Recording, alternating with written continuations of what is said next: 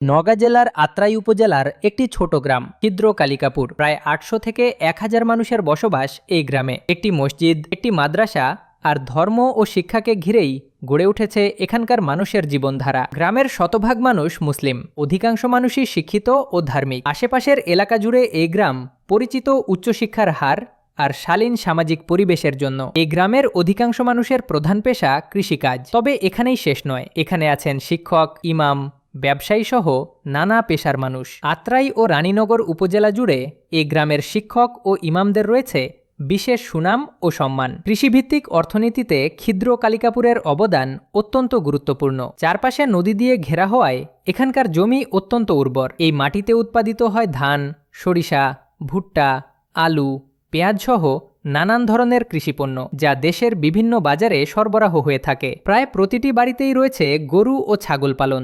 নদী ও বিলে পাওয়া যায় প্রচুর মাছ।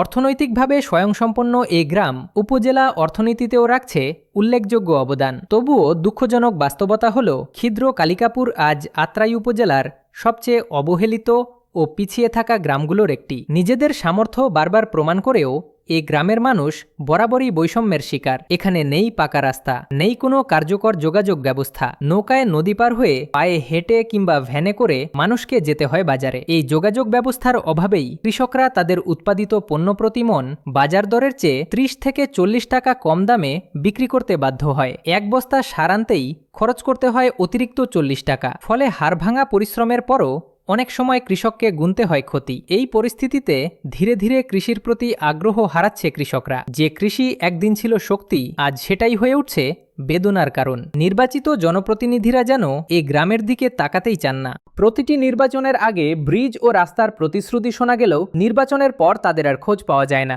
আজ একটি ব্রিজ আর একটি রাস্তা এই গ্রামের মানুষের প্রাণের দাবি হয়ে দাঁড়িয়েছে। এটাই হতে পারে তাদের মুক্তির পথ, কারণ উন্নত যোগাযোগ ব্যবস্থা উন্নত অর্থনীতির পথ তৈরি করে, আর উন্নত অর্থনীতিই পারে মানুষের জীবনমান বদলে দিতে। আমরা আশাবাদী, আগামী নির্বাচনে বিজয়ী প্রতিনিধি নিজের স্বার্থ ত্যাগ করে জনগণের স্বার্থে কাজ করবেন, এই এলাকার এবং এই দেশের উন্নয়নে ভূমিকা রাখবেন।